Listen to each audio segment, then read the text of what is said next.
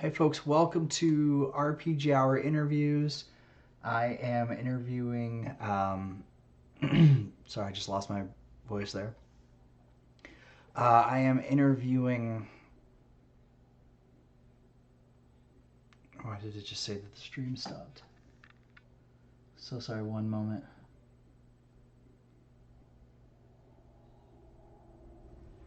Okay, so sorry. Hey, if you're viewing this afterwards, just want to let you know that it's the first time using YouTube Studios, and I'm not used to things. So if I cut back and forth, it's because it's telling me that something's not going right. Um, I am here with Jackson Lewis, aka Honey Badger 3495, and we are going to be talking today about Cryptids Inc., a modern 5e setting.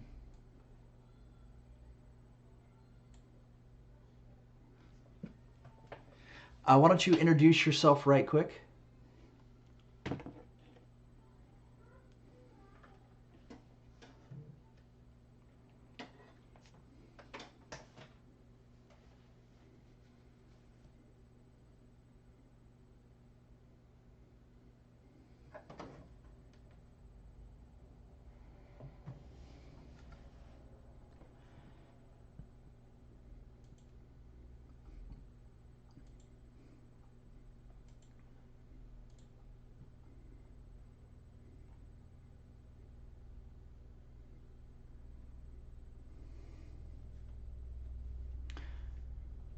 Why 5e?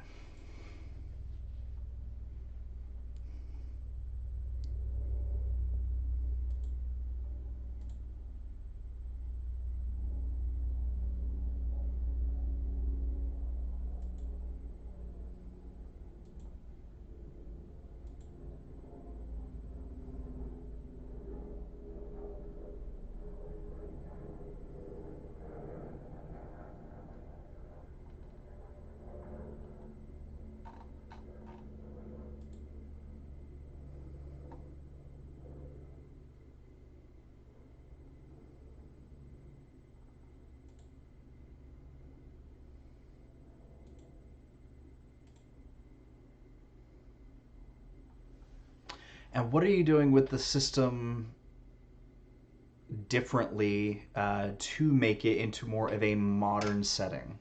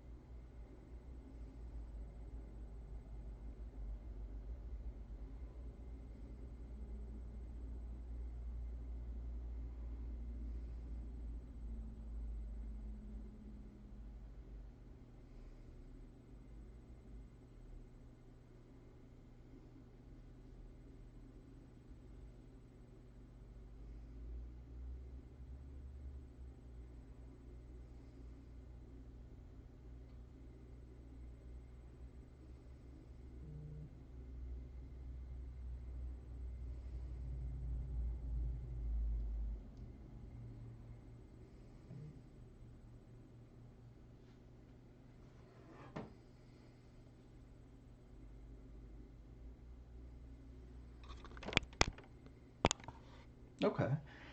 And what would you say that you do in regards to things like magic and faith-like abilities? Does those appear in Cryptids Inc.?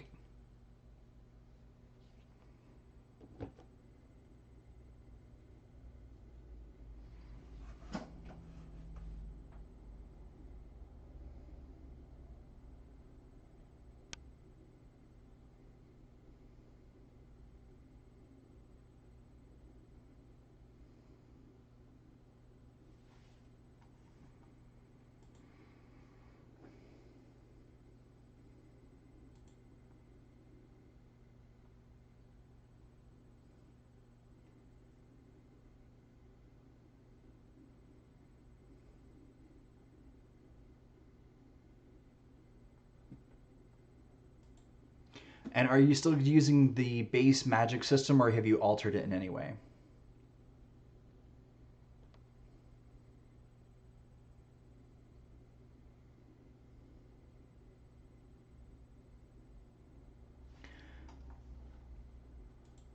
Is there anything out there that folks can look to, other RPG wise, to say that potentially influence this?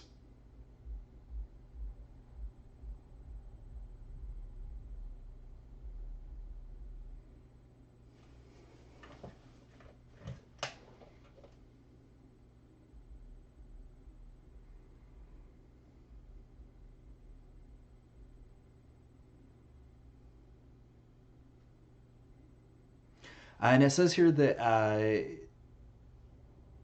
it mentions adventures in the little tiny blurb that you do have available right now on your Notify Me. Are you putting pre-built adventures into this setting as well?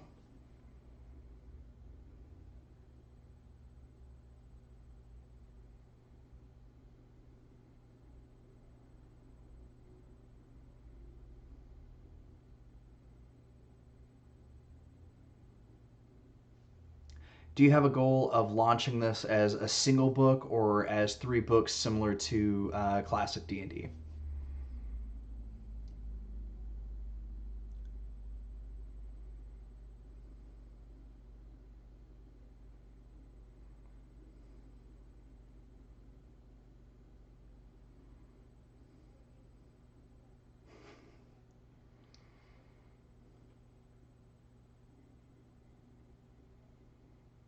Are you going classic letter size? Are you switching that up as well?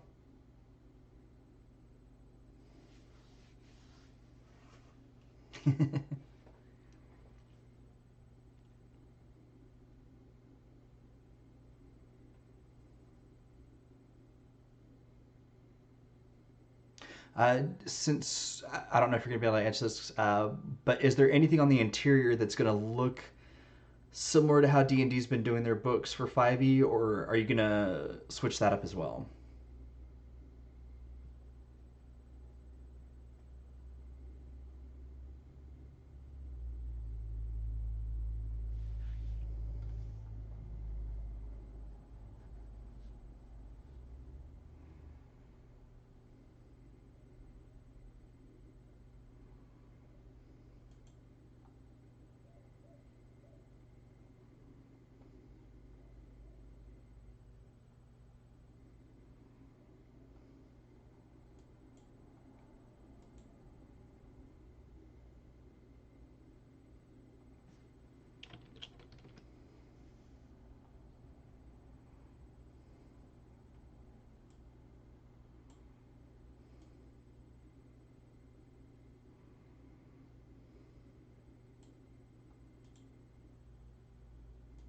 And is there a long term for Cryptids Inc., or is it just 1 book?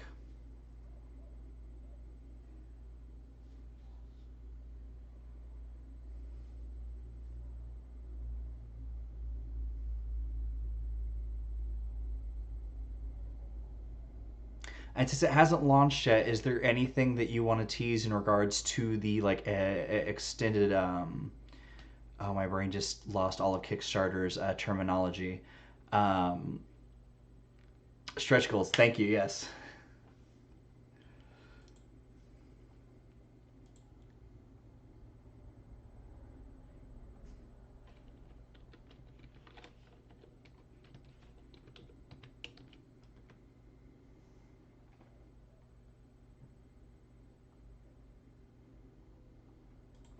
And is there any rules that are going to be new to this that aren't in D&D itself?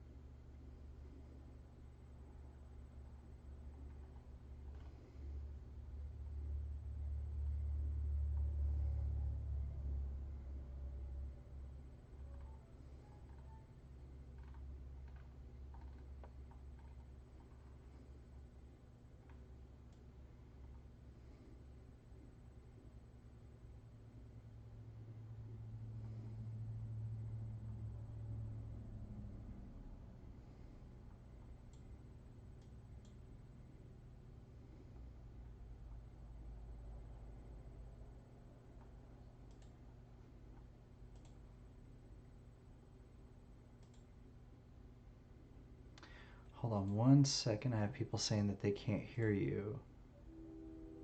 Trying to figure out why that is, because I see you.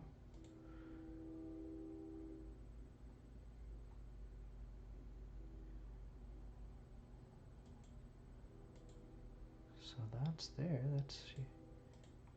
I see audio moving.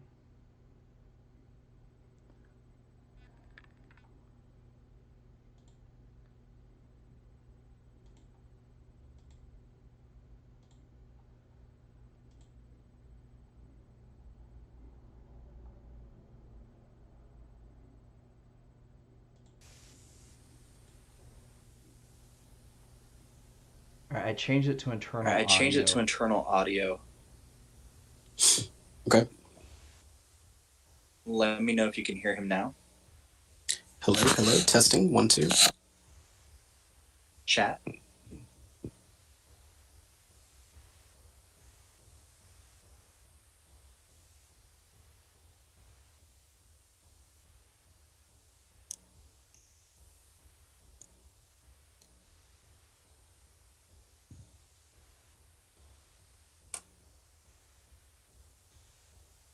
Okay, they can hear you now. Awesome. So where did we lose the chat? I don't know if they ever heard you, but there is the transcriptions or the captions have been sending the whole time. Oh, okay, that's good.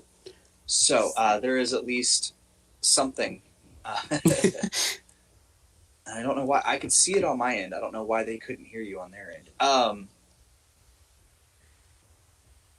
So with a project like this, there's a lot of different things out there in regards to cryptids already. Are you incorporating anything like SCP or I just forgot their name. I was actually talking to somebody from it earlier today. Sasquatch International.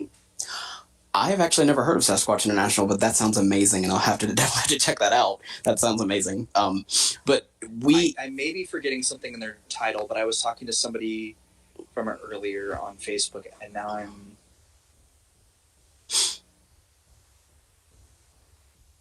I will find it and I will send you that. But do you have anything? Are you incorporating any of the real world organizations into the game? So Cryptids Inc. is sort of like the SCP Foundation in the sense that like it keeps the world ignorant of like these kind of otherworldly beings and stuff. And that's its main goal is to corral and contain these cryptids and drive them away from people. And in fact, we wanted to avoid the whole issue that a lot of people have with D&D of like, you meet the monster, you kill the monster, you win, kind of thing. Of like, some of these cryptids aren't bad guys. Like we have, just off the top of my head, we have Bigfoot, who is not a bad guy at all. He's actually in D&D terms, his alignment is chaotic good. But the Cryptids Inc. recognizes that like harm could be visited on the general populace, or the general populace could visit harm upon the cryptids should they ever meet. So that's like a huge goal of theirs, much like the SCP Foundation. I have been keeping up with SCP Foundation since Series 1, and I'd say it's a huge influence on all of my writing, not just Cryptids Inc. But in terms of other cryptids work, I think our take on cryptids is fairly new. Cryptids are actually... So, let me back up. So, there's a realm, a dimension that sits perpendicular with Earth called the Dreaming. Essentially, it feeds off the latent psychic energy that every human has. And when something enters into the collective human consciousness, it's birthed into the Dreaming. So the Dreaming is populated by beings as high up as these things called incarnates, which are just incarnates of like various tropes and idioms of storytelling. There's an incarnate of horror called the Ragged Man. There's an incarnate of bravery called the Shining Knight. And through them, they birth these cryptids, or like birth forth these cryptids. So a cryptid like, the Smiling Man or Injured Cold is an offspring or a descendant, rather, of the incarnate of horror, because he represents a kind of horror storytelling trope. And I don't think anyone I may be tooting my own horn here, but I don't think anyone has had that sort of like take on cryptids before, which I think sets us apart from everyone else. There is a cryptid. I'm trying to remember what they're called, but that's actually what they are. Is that if a bunch of people start believing in something, then it takes that form and can only be defeated by what people believe that it can be defeated. I'm trying to remember. I know that there is a Monster of the Week podcast that actually had it on there, and I should be remembering this, and I can't because it's one of my favorite cryptids. Oh, that's so interesting. If I find it, my Google Foo is completely bad right now because I can't pull anything up. Right.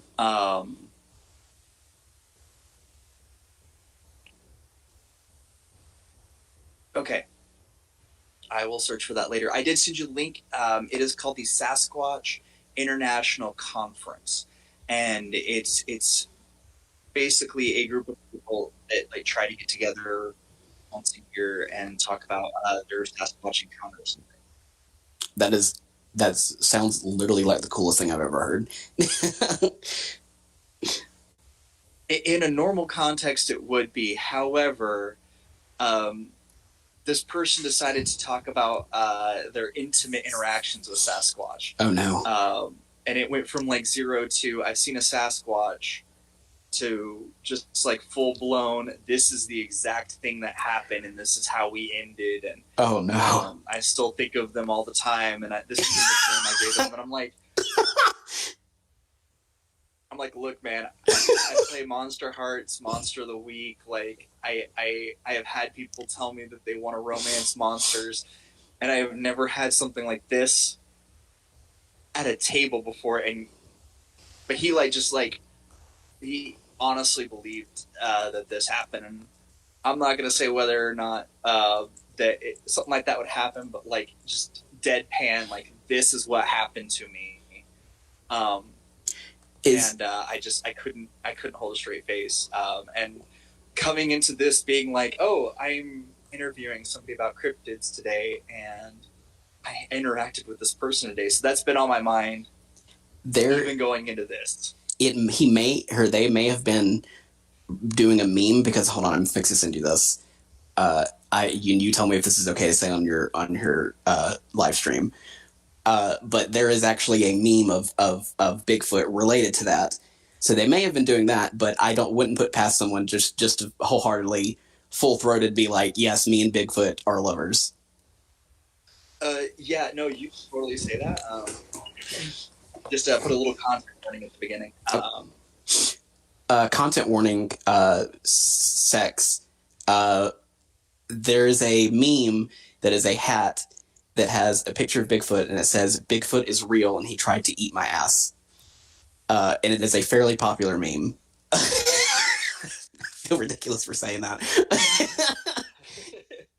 So content warning, this is going to talk about some sexual penetration, so if that's not something you're wanting to listen to, you might like mute it for a few seconds.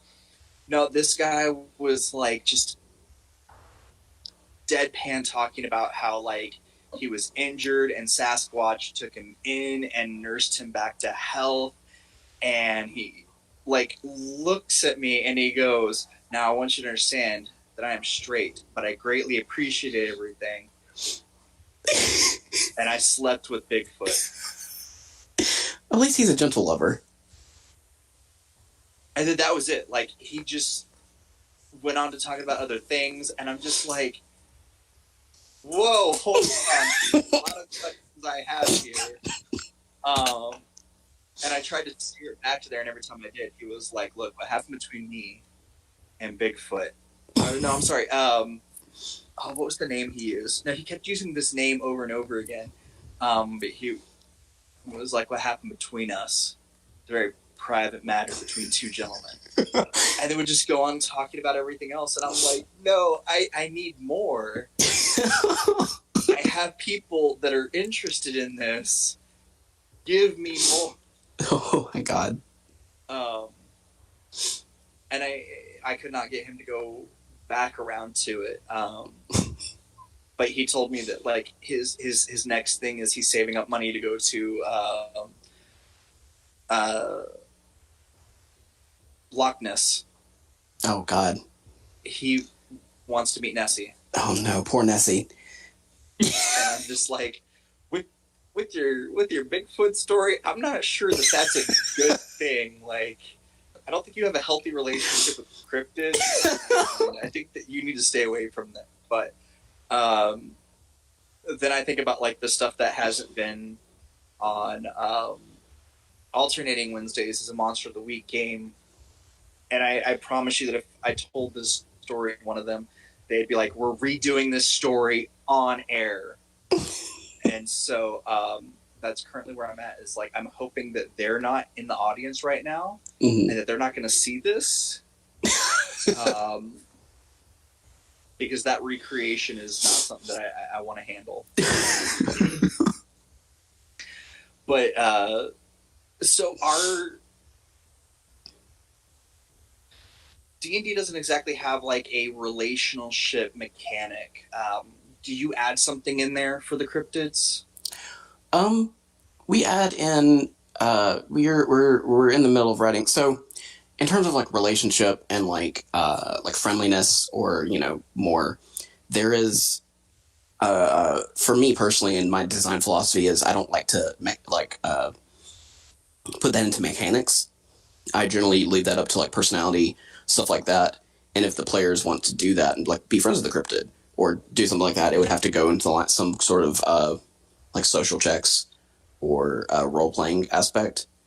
There's nothing hard baked into mechanics as of this point, but I mean, we'll see if people want a friendship mechanic for cryptids. We can certainly cook something up. I'm pretty much sugarcoating it. I'm pretty sure there are people that are going to be out like, all right, so what's the mechanics for me, seducing? I do have to say I am definitely going to be interested to see how you handle some creatures, because some of them are... I don't know how they would exactly handle with a rules-heavy system versus a narrative. Things like hide-behinds, where no matter what you do, you cannot see them because they're always right behind you. We also have one that is one of our world builders, one of their favorites, called the Squonk, which is just like a ugly pig monster that's so ugly that it just cries because it's so ugly, and that's it. That's its whole tale.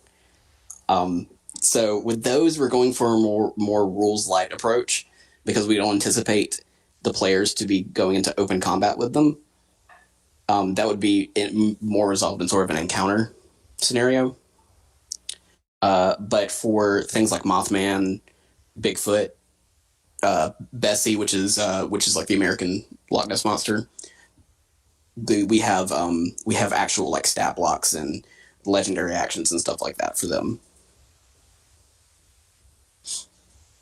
So have y'all created any new cryptids, or is it just ones that have already been rumored about?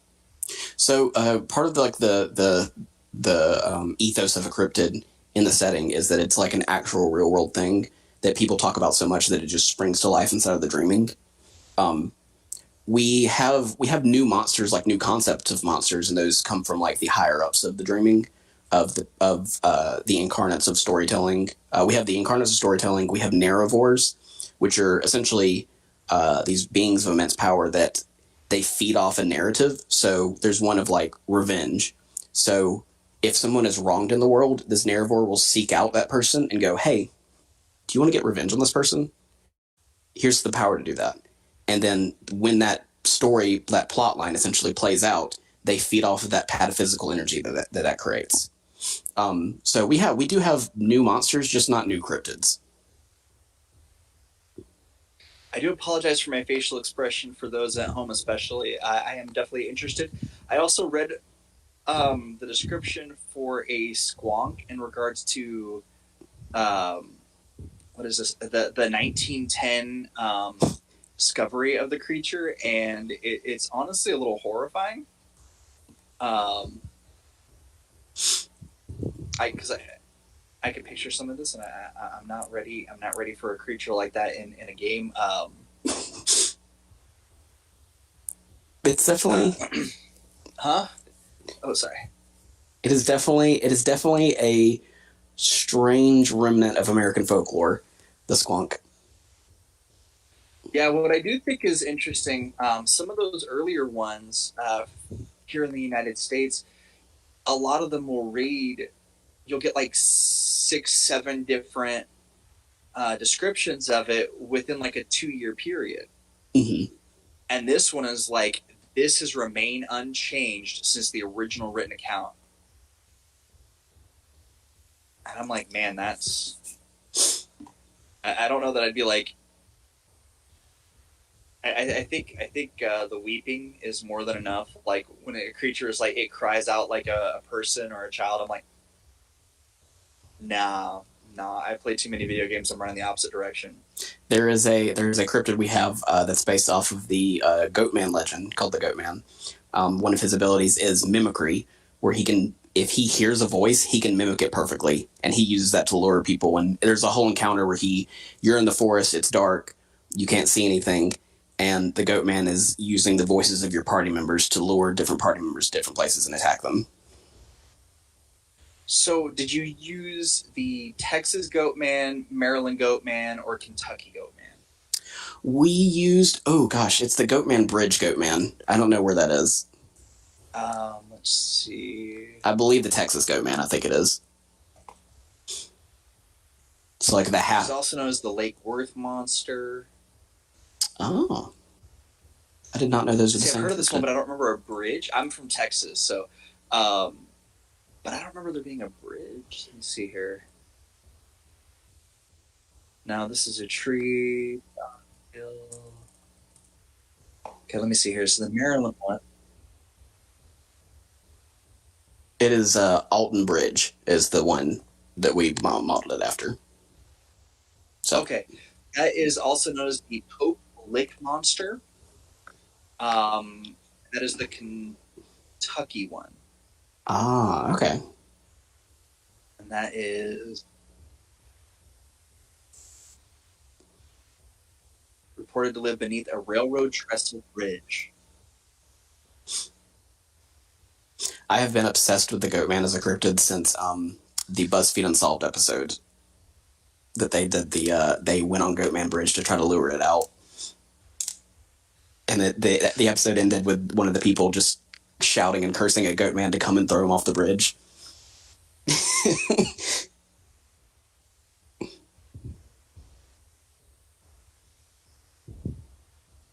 I have not seen that. I don't watch a lot of those episodes. My wife does, so I'm sure she's seen that. Mm-hmm. I will have to go watch that now. I'm definitely interested. Oh, that's interesting. I think she is responding in the chat in a way that would make sense to.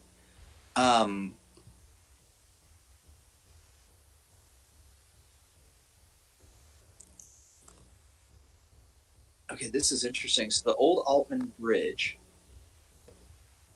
is in Texas. Oh. But the Texas Goatman does not mention the bridge. Interesting.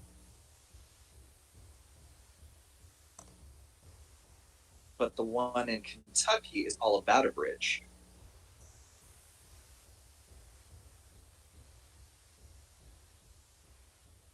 Hey demons, it's your boy. Yeah, that's BuzzFeed.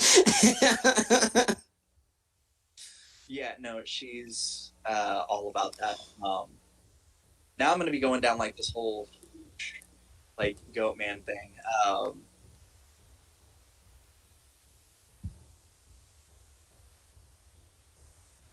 Hey demons, it's your boy. Is that what you want me to say? When your wife is in chat harassing you to say things.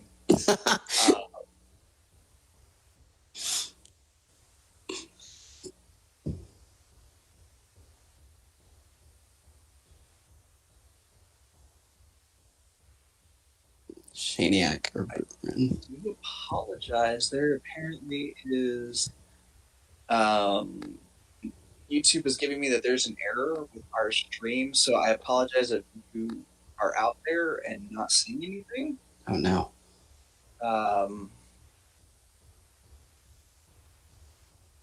Oh, she is asking, are you a Shaniac or a Boogerin? Definitely a Shaniac. I identify with Shane the most. Is that the atheist one? Yes, the one who's it's because like BuzzFeed Unsolved is a very interesting show because it's very much like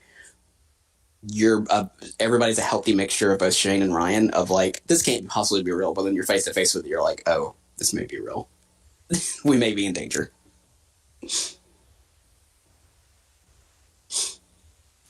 Yeah, I definitely do. I mean, I'll be honest, I really go on the ghost hunt just like people off because I would say dumb stuff. Would you get out of here? You can do that in chat.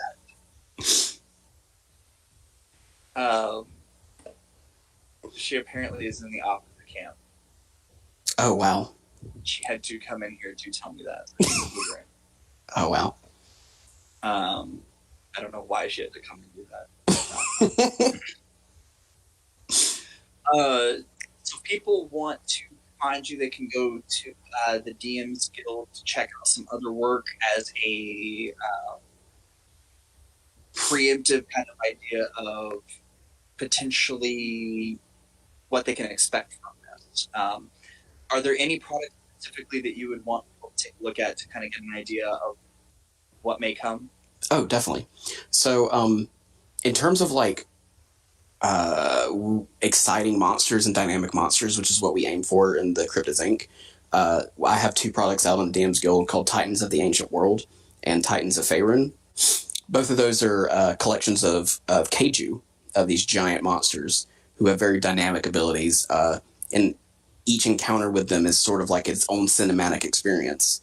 And we've designed the cryptids the same way. So if people would want to get like a taste of Cryptids Inc. before backing it or before checking it out, definitely Titans of the Ancient World is the way to go, or Titans of Faerun.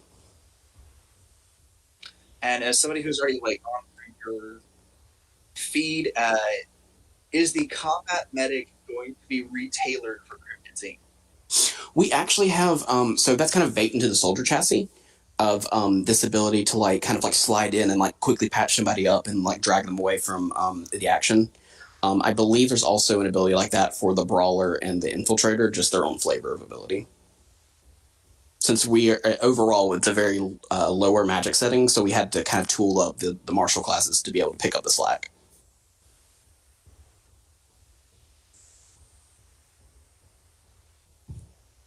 I think she's not questioning your pronunciation of Kaiju. I do. I get that all the time from my friends. I say I was raised in the deep south. Everyone said Kaiju. Everybody was a Godzilla. Everybody who watched Godzilla said Kaiju. That's how I say it. I know it's pronounced Kaiju, but I literally physically cannot casually say Kaiju. I have to say Kaiju. The only nerdy thing about my mother is Godzilla, and so, like, she is like, it's Kaiju. So it is one of those things. But yes, it is definitely. I've got it right up here. Titans of Faerun. 7 Kaiju, all at CR 30. And only because they're not right next to each other, I have to scroll to the other one. Did I accidentally? Oh, yeah, here it is. And then Titans of the Ancient World has 7, all at CR. Mm-hmm. Look, we're not getting in a Kaiju. No, we're not getting into a Kaiju argument right now. Gamera. Oh my god. But that does bring up a question. Some people do kind of put Kaiju into cryptids. Having done some Kaiju stuff before, is there a chance that maybe not on this book, but in the future, or is a stretch goal, any type of Kaiju or large cryptids? Extremely large. I would definitely say if my team will let me, I would like to sneak in a couple kaiju. But it would be something that we'd have to sneak in, or like maybe one or two. But in a setting like this, it's very difficult to put in like large monsters, just because of like it's very hard to go up to like try to keep the existence a secret. It'd have to be some sort of like large water monster, like the bloop, or like a kraken or something like that, rather than like Godzilla or an Angarius or Rodan or Siren Head. Or Siren Head, yeah. Although I don't count Siren Head as a kaiju. He's just a big boy. I wouldn't. That's why I didn't. That's why I said kaiju or really big. Yeah. Just because of like how tall Siren Head is. Because like it's not enough just to be big. Because I mean, Clifford the Big Red Dog is big, but he's not a kaiju. Well, there are discrepancies in the cryptid community whether he isn't. Oh yeah, I've seen the discourse, if you could call it that, whether Clifford is a kaiju. I do think my favorite thing that I've seen so far is where Paw Patrol calls in a rejected Paw Patrol member Clifford to fight Godzilla. Yeah, I've seen that. So apparently there's even SCP doesn't have height limit. They have the biggest thing SCP has is I think 171. It's no, 171 is the peanut. It's the no, 161 is the Leviathan, which is just like a miles long giant like lobster in the middle of the ocean that they've disguised as the Hawaiian Islands. But like, I mean, I think that's the only like large beast they have in their catalog. Well, there is a SCP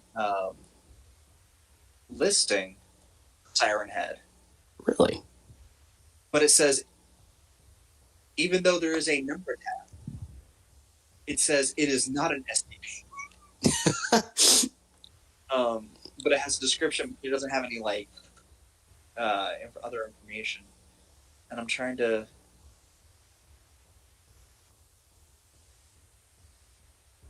Well, I'm gonna have to try and do that. And, 40 feet tall. Yeah, I mean, Godzilla could just step on him. That's not big at all. Yeah, because even at the shortest, 393. Mm-hmm. Shortest that Godzilla's ever been. Well, but yeah, so the chance of us seeing something that large not as likely with this supplement. I think I definitely would like to include like a larger cryptid. It would definitely be an afterthought though, like maybe like a stretch goal.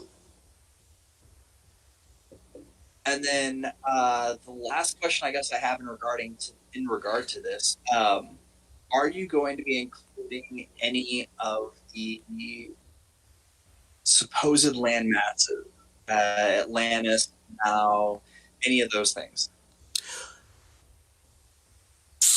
I don't have any plans for them at the moment. We're trying to stick to really the contiguous United States to kind of give it that kind of urban Western feel.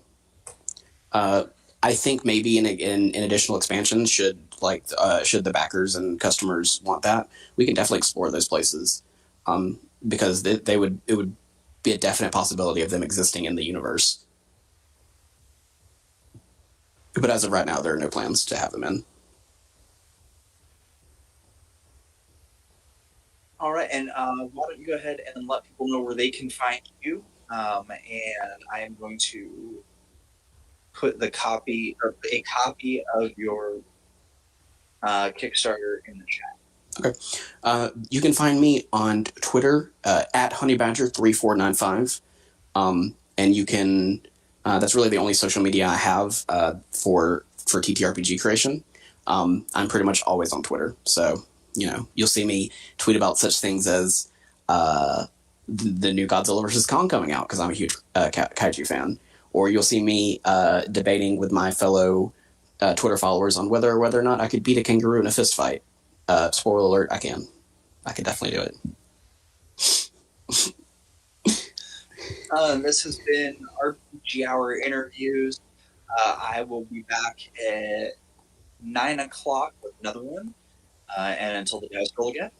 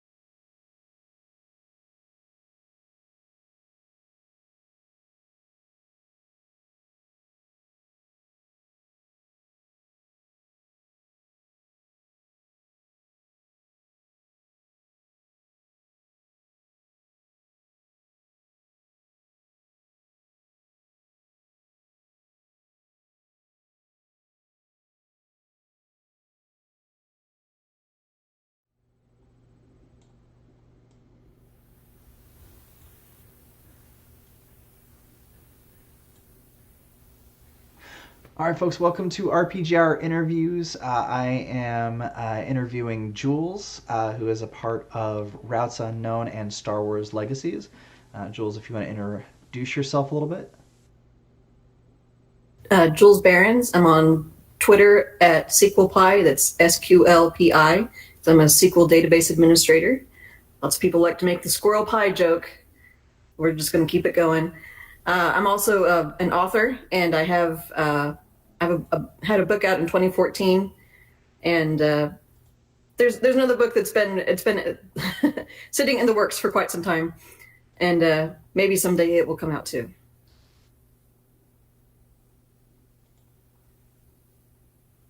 I do apologize that I'm making weird faces, folks. I am not used to streaming on YouTube, so when it flashes at me and says things, I am completely confused as to why it is doing that.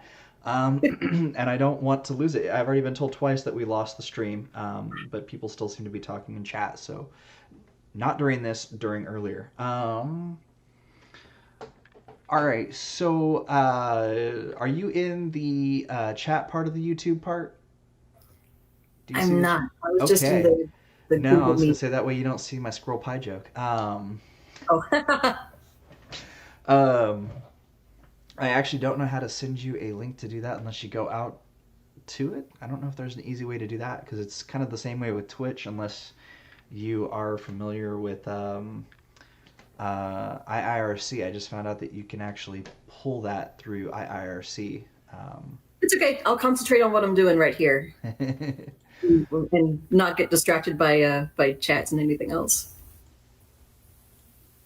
So you joined Star Wars Legacies pretty early on. It was kind of a joke on Facebook that snowballed into a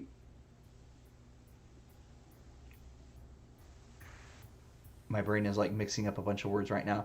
It turned into a chat group inside of Twitter. Mm-hmm.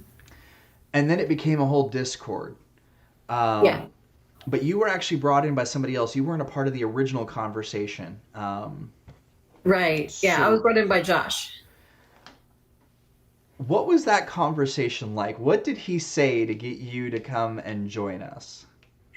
Well, I had just been complaining to him that I didn't have any role playing games that I was a part of, and I was like, man, I feel like I'm jonesing for a hit or something because I don't have that outlet right now. And he said, well, there's this Star Wars game about to start up, and Star Wars is one of my ongoing obsessions. So I was like, would they let me play a Jedi?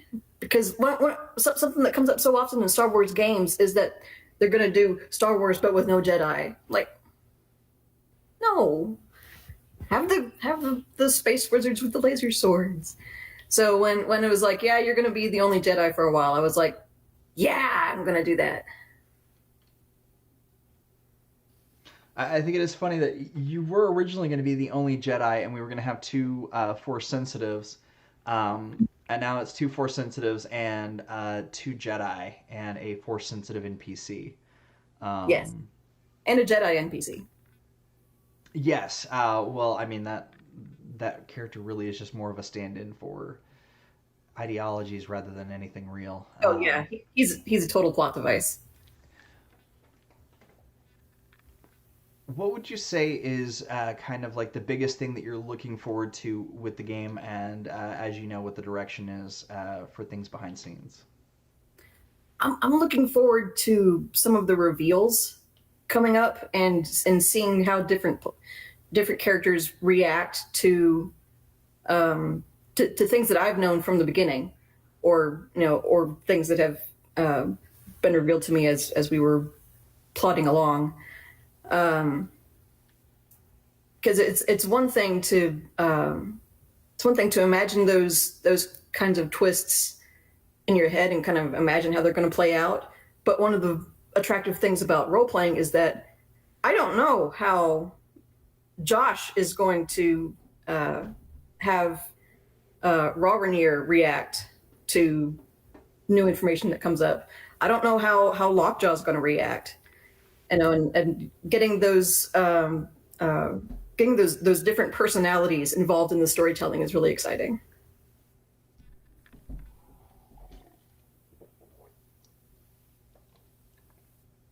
Is there anything that's happened so far that you weren't exactly ready for that kind of took you aback? One thing that came up was kind of a revelation on my own personal role playing style.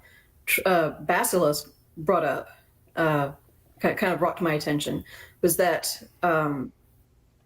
because so much of my previous role playing experience has been with kind of vindictive game masters, I tended to be overly cautious because there was always it was like they were always waiting to for a gotcha. It's like, oh, you made the wrong decision, therefore I get to punish your character now.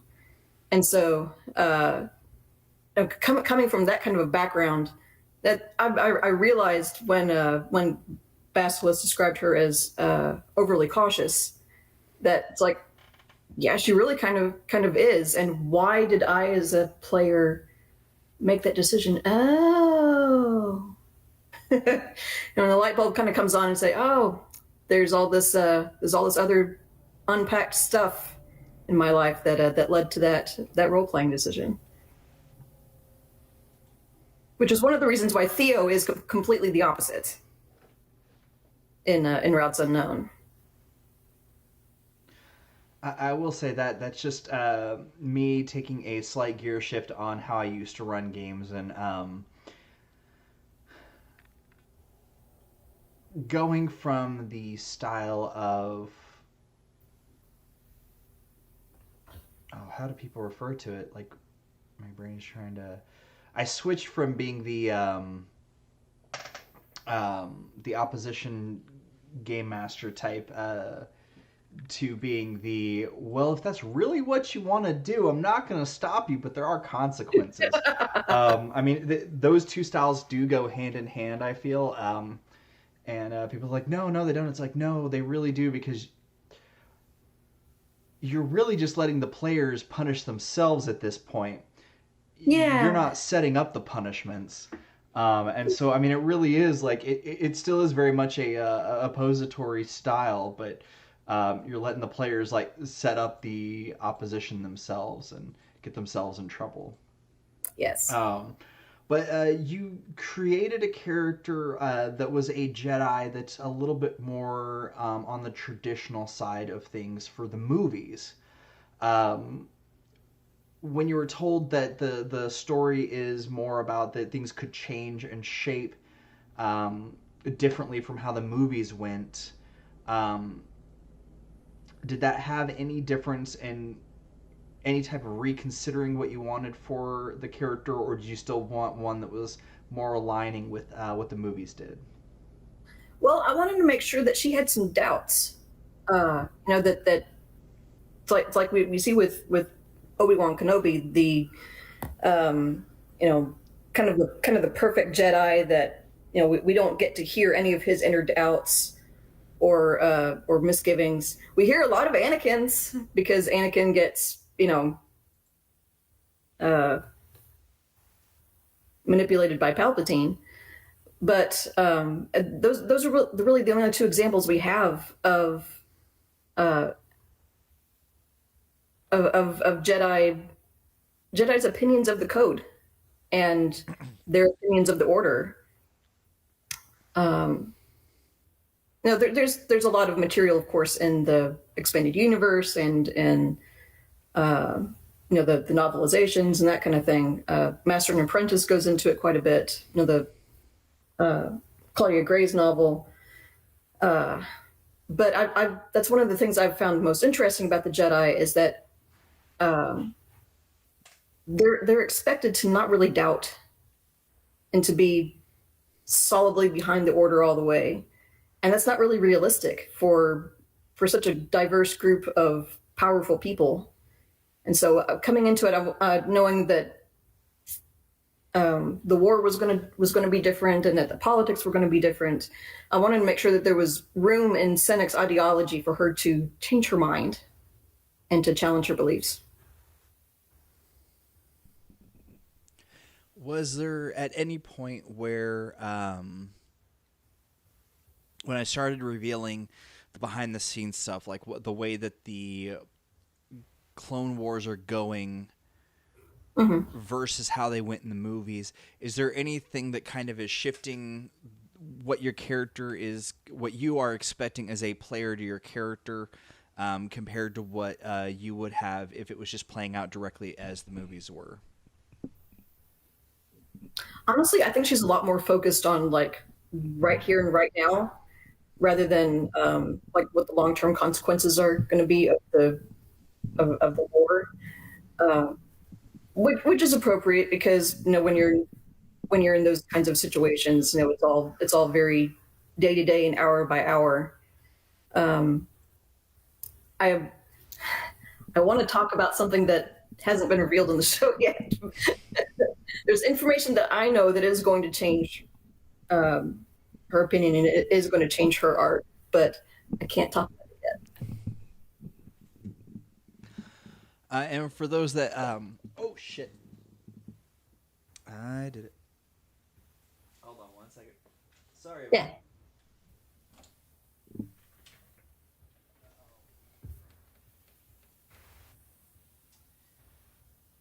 I just spilled water right near a power strip.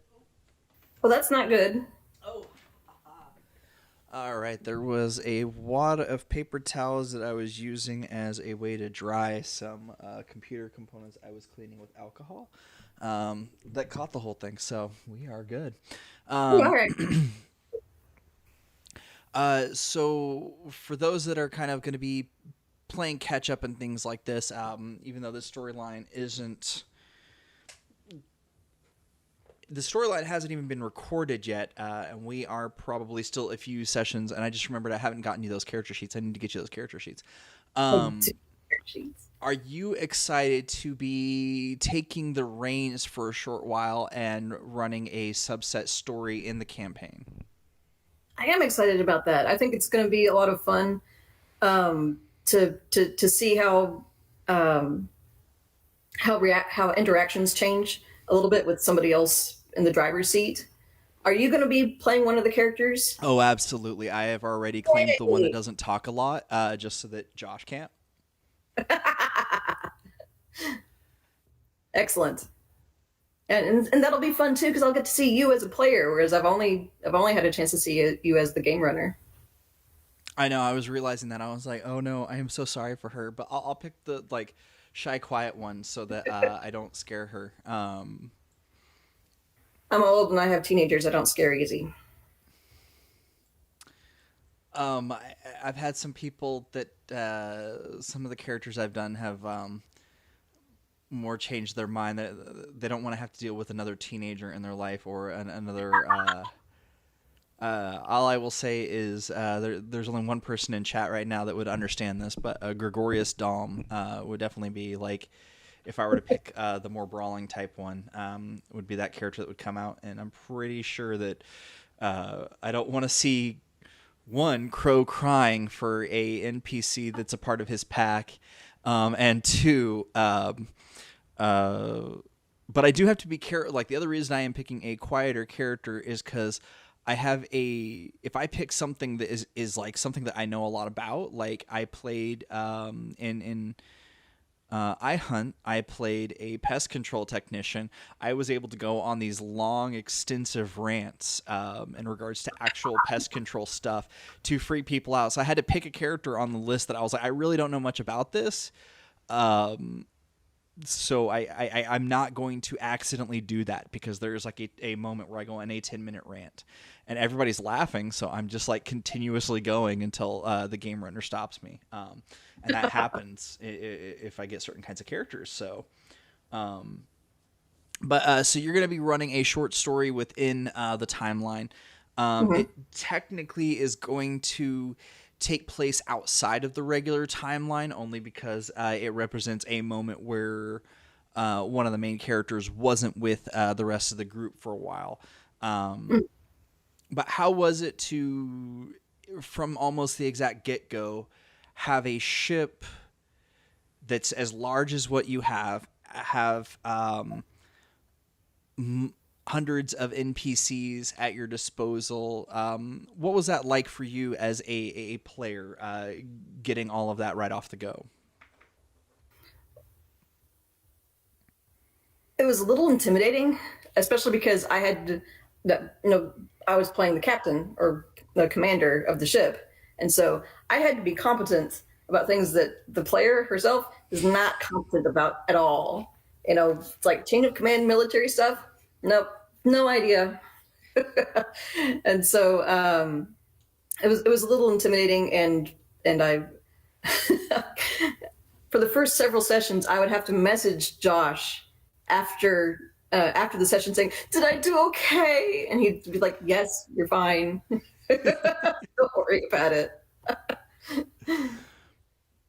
I'm going to be honest. Anytime that I'm about to ask a question that has to do anything with ranking or anything like that, I have to go pull up how they built their ranking, because it doesn't make any sense in all of the stuff and all the years that I've spent like reading military stuff and being around Oh yeah. family that's military. I was like, I have no clue. I have no clue what this is supposed to represent. So don't feel too bad, because like there's a lot of like what's going on in the Star Wars universe that I'm not sure who created it, but the way that the ranking system works. But I don't know that I can make a direct correlation with the real world military.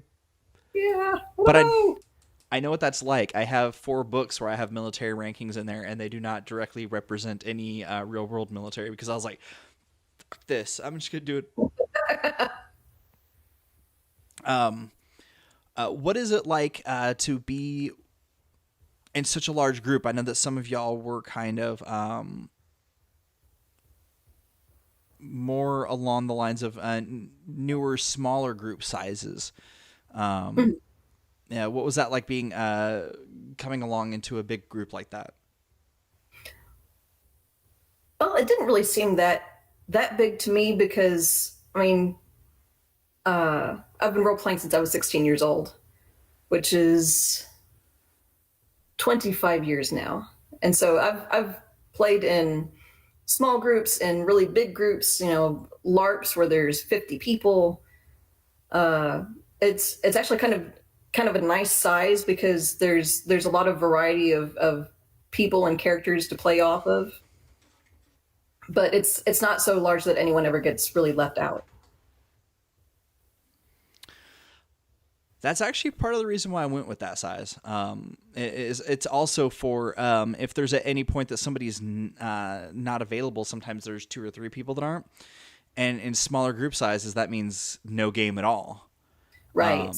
And for something like this, where it's a larger ongoing story, I thought it would be nice to have little sub-stories. And somehow or another, everybody decided that they were just going to go along with a very bad subplot that I threw out, and so now y'all are gonna next recording is Gungans.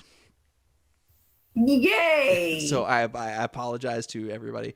I actually have to go back and re-listen to certain facts, because I have forgotten some of them. So yeah, I apologize and don't apologize at the same time. Are you going to do the accent? I have discovered I cannot really do the accent, so I may do little bits of it. But it's probably going to be about as good of an accent as my Yoda, so not good at all. I really wish that I had found a good voice changer that could really change my voice for some of these, but No. I skipped over a question. Have you ever been a part of a group before where the game runner has stepped back and a player take the game runner position before? Or a multi-game runner group? Yeah. And some of the big LARPs that I've been in, there were multiple game runners. Usually just one, who's really in charge, and then several people to run scenes. I think because a lot of my gaming experience was when I was younger, a lot of us didn't have the confidence to let someone else take the reins, and the trust in other players to be like, yeah, you can run a session. I'll play a character and have the confidence in themselves and in their players to be able to do that. So it's a good mark on you that you can do that.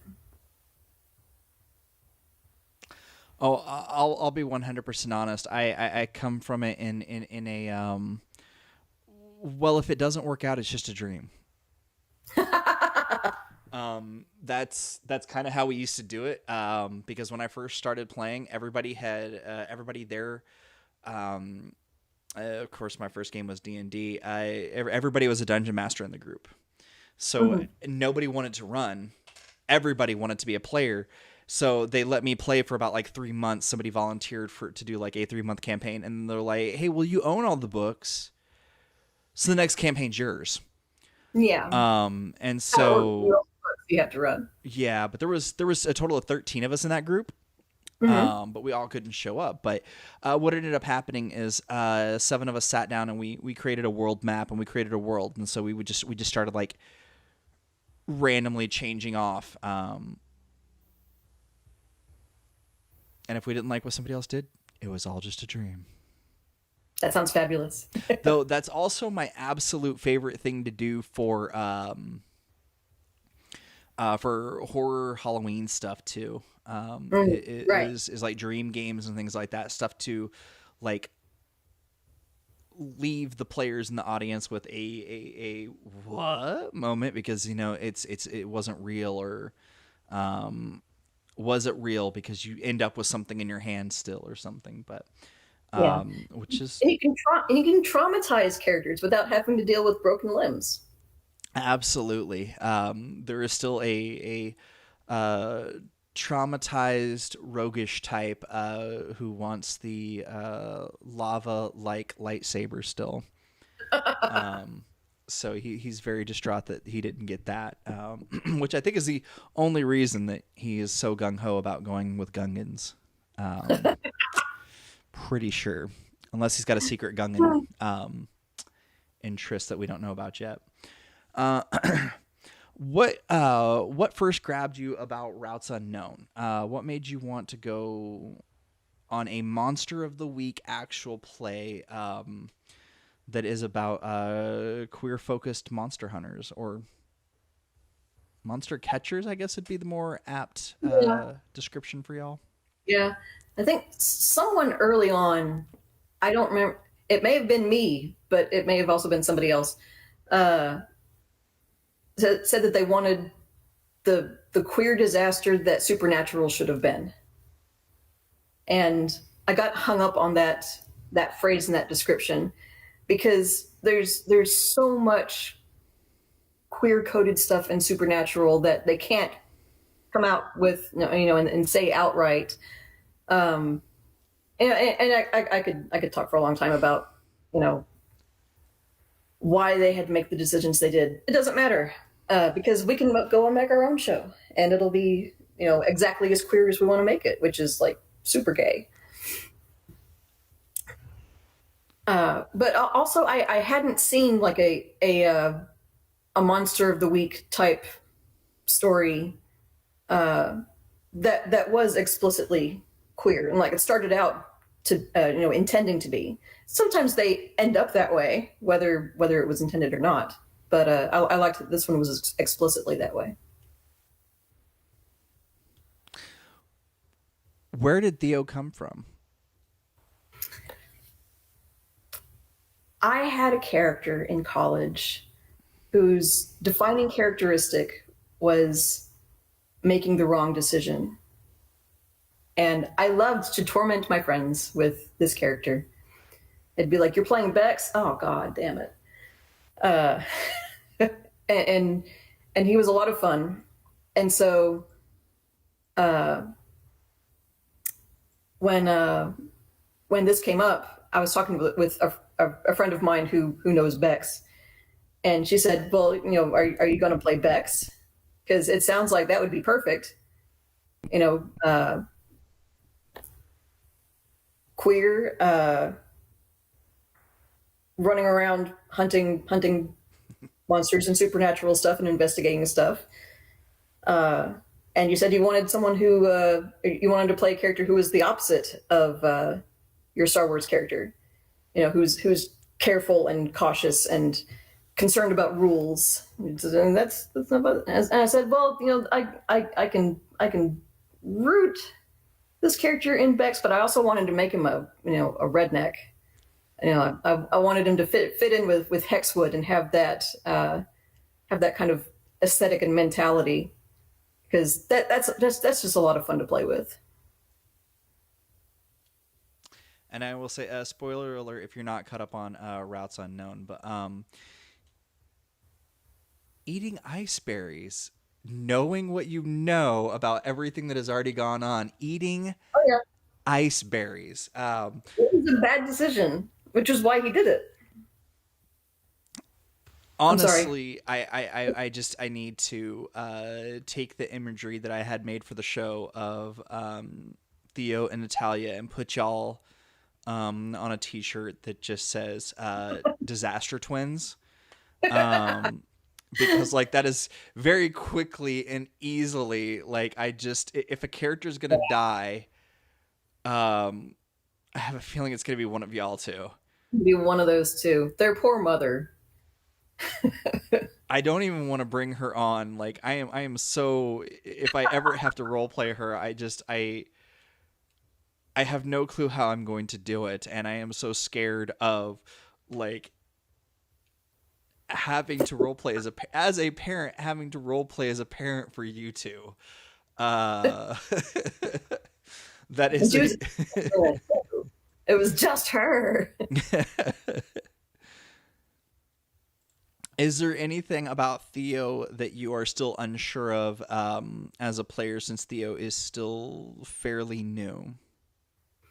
Well, while the show is explicitly queer, it's not necessarily explicitly romantic, and so I'm not sure if I actually want him to pursue any relationships, or who that would be.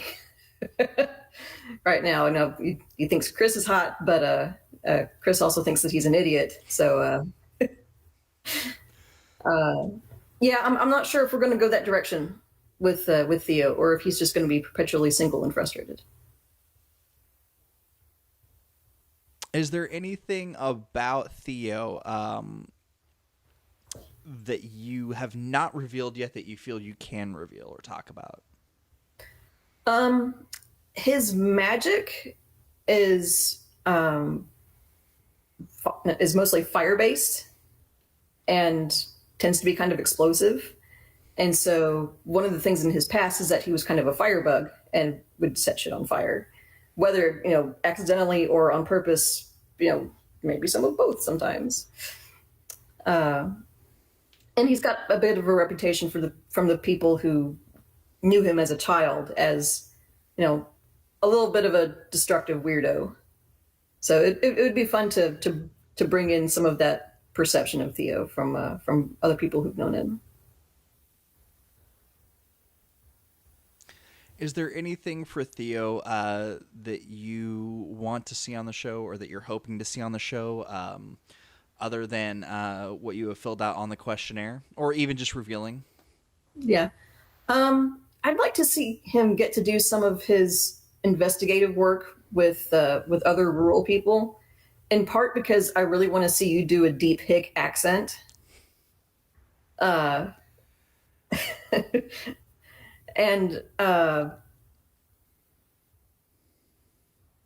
I did want to bring in some of his more intellectual abilities, as well as just his magic and his natural destructive tendencies, because he is a smart guy. He just doesn't act like it most of the time.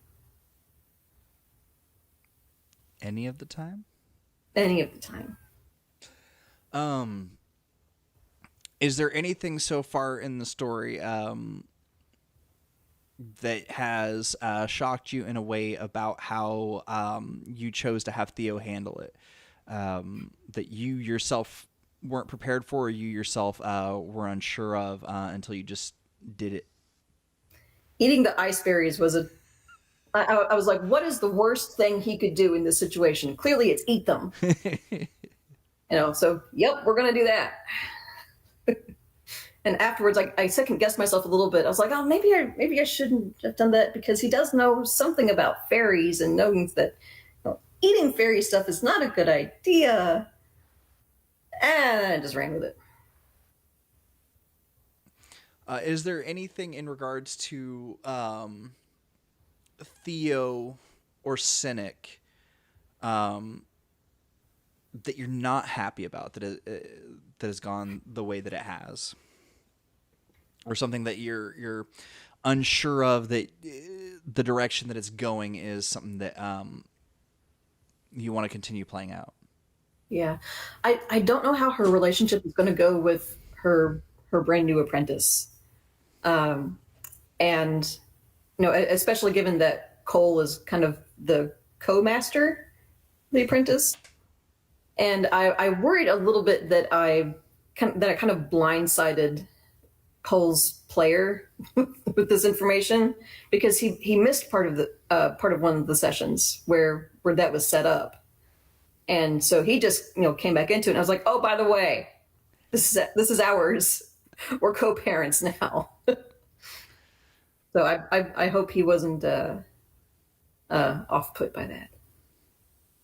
He was sort of prepped for it. I don't know how much he was taking into account that it would come up in session. Okay. But there was a little bit of coaching in that. And I say a little bit because the way that he reacted makes me wonder how prepared he was after hearing it. I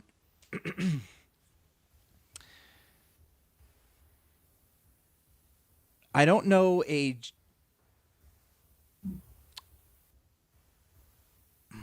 how am I going to put this? So you write smut. I do. I write trashy books. How did that get started? Well, I started out probably 2005. I started seriously writing with the idea of publication, and at first I wrote more literary magical realism stuff, and I had a heck of a time getting anything published. But as soon as I started writing smut, I sold everything that I wrote. So I was like, well, I guess that's what I'm going to do. And I developed a relationship with Circlet Press, which has now been sold to Riverdale Avenue Books, and Cecilia Tan, who was the head editor of Circlet. And once I had several stories published with Circlet anthologies, I developed a little bit of a relationship with Cecilia, and I pitched the idea of Capricious to her, which was my novel that came out in 2014. And she said, well, yeah, send me chapters. Let's see how it goes. And so that came out in 2014 and won the Best Bisexual Book Awards in the erotica and romance section. So I won an award for my smut. I had a trophy. How much of the early before smut stuff has made it into your works? You said that it was fantasy realism. How much of that has made its way back in? Oh, it's totally all mixed up. And my short stories especially are, they run the gamut from magical realism to urban fantasy to science fiction. A little bit of everything, just whatever strikes me. I mean, ultimately, I'm gonna write what calls to me, and happily, my engines are based in fan fiction, and so I can pretty easily combine a plot with sexual tension and explicitness when I need to. Also, it's really easy to pad a word count. How much of that do you feel is going to influence either Cynic or Theo? Cynic, probably not. I think she may be asexual. At the very least, she's devoted to the idea of Jedi not having attachments, and she's not comfortable with casual sex. So that's pretty much off the table for her. And I don't know who she would crush on. I don't think there's anybody on the crew that she would be interested in.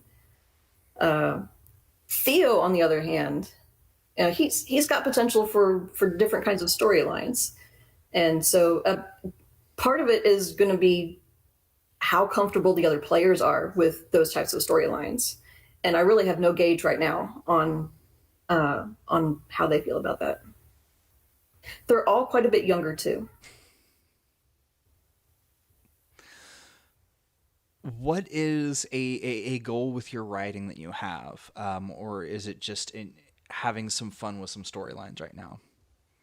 My current goal is to sell enough works to professional level magazines and anthologies and presses to qualify to be a member of the Science Fiction and Fantasy Writers Association. Because they have a lot of resources available. There's a lot of connections available through that organization. And I don't know, I feel like that would be the next step. I've got a couple of stories out on spec, so we'll see if they come back. And these are actually not erotica stories; these are just fantasy stories. So, it doesn't have to be erotica. Is that something that is that going to be an easy goal for you to hit, or is I don't know what the requirements are? Nope. There is a list on I think it's sfwa.org of the accepted professional level markets, and it's all magazines like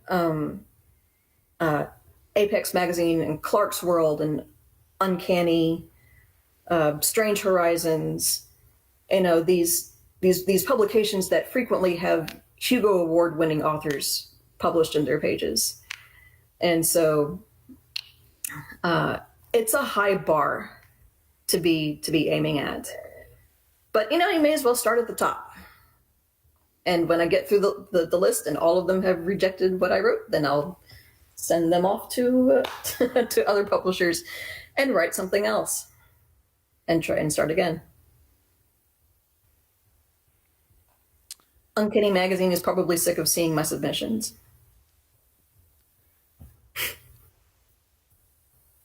I know that I sent a few off to them back in the day, and I never heard back. So I just always figured that was it. So I know that they probably did not like seeing my name because they knew that it was going to be something that they were just going to toss away anyway. Granted, I had a very specific style of writing back then that was it was more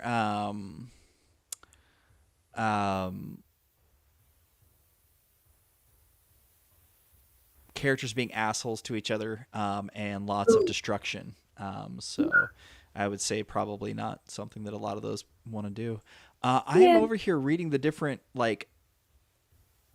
various membership levels, and man, I've heard of them, but I've never actually paid attention to what it takes to become a member. And wow, it's pretty intense. And of course, making a professional sale is always nice money-wise too. I think most professional magazines pay 8 cents a word minimum, sometimes 10 cents a word. I'm reading here there's actually a subsection for game writers. Yes, there is. And the fact that you have to be paid at a minimum of 8 cents a word, I'm trying to think. I don't even know if that's the standard for payment in.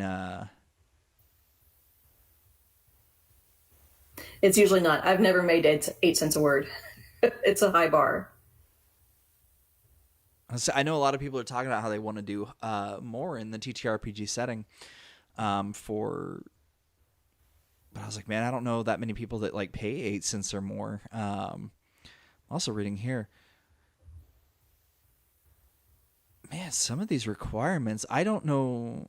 I am in awe. The fact that you have a goal set to try and meet these requirements, I am in absolute awe. And Well, we'll see if we ever get there. I can't wait to see you. Though I do see here that it talks a lot about the Nebula Awards. Mm-hmm. Yeah, I think I want to say they run the Nebula Awards. But I'm not sure. I might be wrong about that. It looks like they are definitely hand in hand associated with the Nebula, because there is a lot about, like, if you join, then you get sought after for it. Yeah, so there's a lot of benefits to being a member of the organization. There's just a lot of things to a lot of barriers to cross. Well, I mean, I like 70% of everything on here are stuff that I have purchased in my years, from the different publishers to the magazines. Though I'll be honest, I didn't know some of these were still around. I thought some of these were defunct. Maybe an old list too. True. I don't know how often they update that. I will say that is the one thing about science fiction and fantasy writing subset. Like, even though it seems like there's so many people out there that love science fiction and fantasy that are like up to date on technology, it feels like some of these websites are made on a typewriter. Yeah, graphic designers, they are not. Oh, it's not even about graphic design, because I know that, like, I'm not the best graphic designer, but like it's like copyright 2010. Not that it says that on this website, but it's like you're reading, like, there's a blog post from like 6 months ago, and it's like copyright 2010, and it's like they can't change certain things, but Yeah. oh, they made a post today. Artemis, please stop that. So your ultimate goal is to become a part of SFWA with your writing. Mm-hmm. But is there anything specifically that you were hoping? Are you going to try and continue just to focus on short stories? Are you hoping to focus more on novelists as a novelist, or novellas? Like, what is going to be the ultimate sweet spot for you?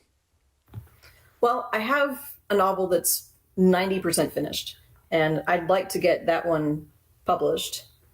And it's the kind of story that it wraps up itself, but there's room left for a sequel.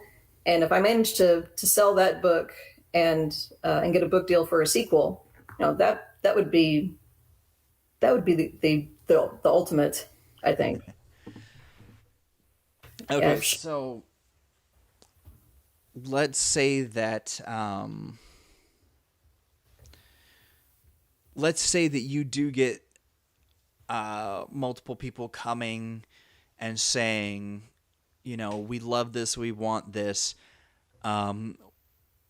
For that book and for the story that you have in your mind, what would you say is the max number of books that you would want to write for it? Is it a trilogy that you are kind of imagining, or is it something more? I really don't know. There's probably 3 books worth of material with the current cast of characters. What would ultimately be interesting to me is just to see how many books I could do by changing the main cast of characters every time. Saying like, okay, this is gonna be Bay's book, and which means that there's this character over here and this character here, and this pulling this guy, and because I think if I tried to make it about the central trio every time, that I'd run out of things for them to say. But exploring a wide variety of characters, I think there's unlimited potential for the world that I've built up in that book.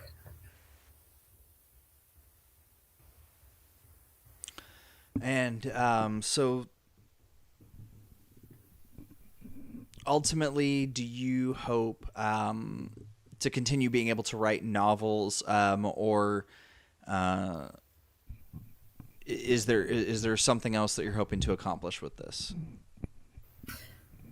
I just want to see what I can do and what I can get out there.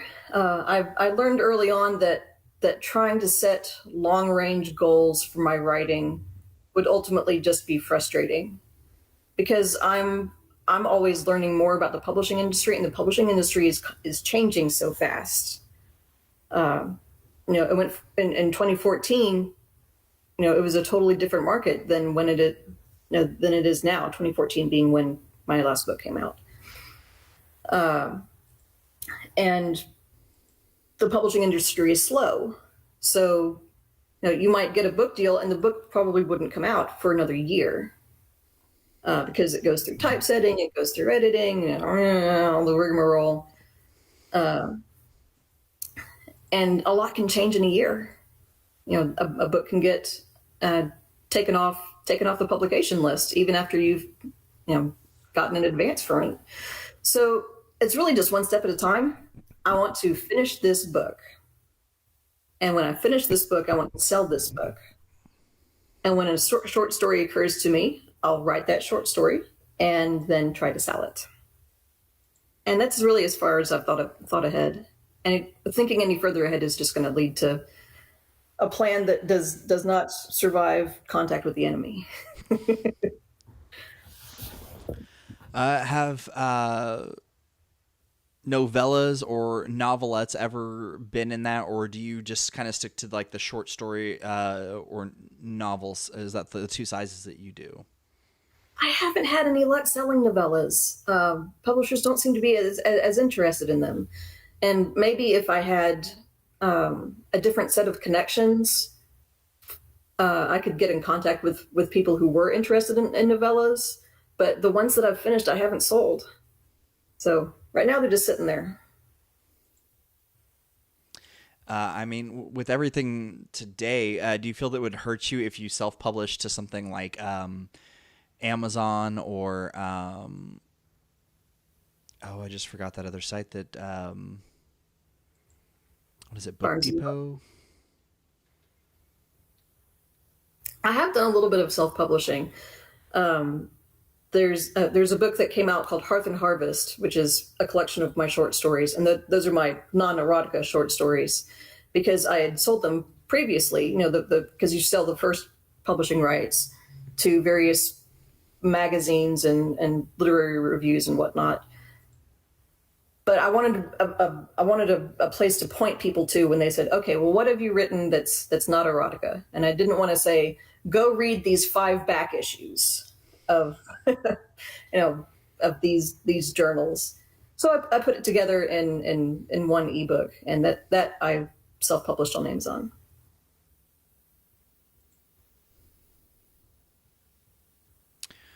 And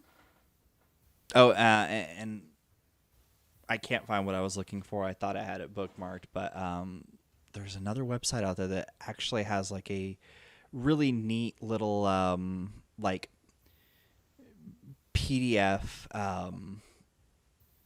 ebook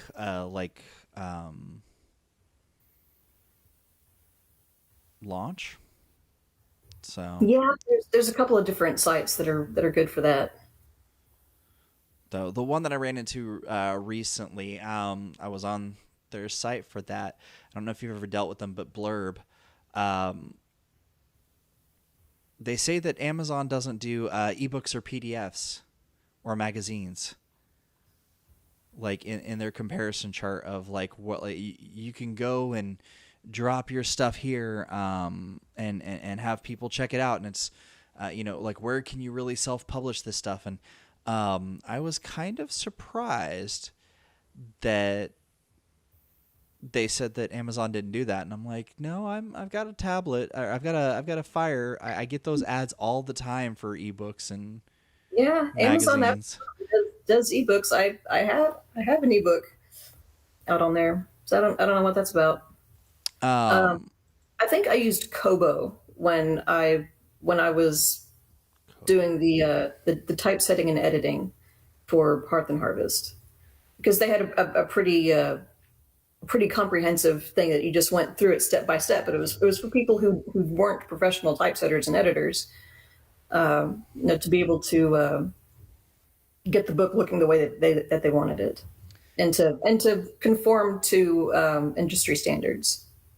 And it is a Rakuten, so anybody who is also a fan of the Rakuten products and stuff like that, I have a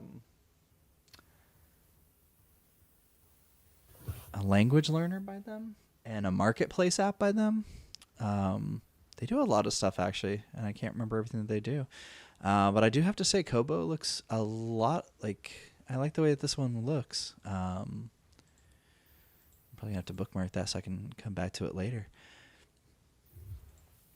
So you've got self-published stuff. You're trying to get stuff published. You hope to join SFWA. But if people are wanting to check out what you've already done, where can they go find that? Well, they can go find that at my website, which is just juliebarons.com. And I can't type that into the chat because I'm not on the chat. It's JULIEBEHRENS.com. And I've got art on there. I've got my publishing history. I've got, some random thoughts that have ended up as a blog post.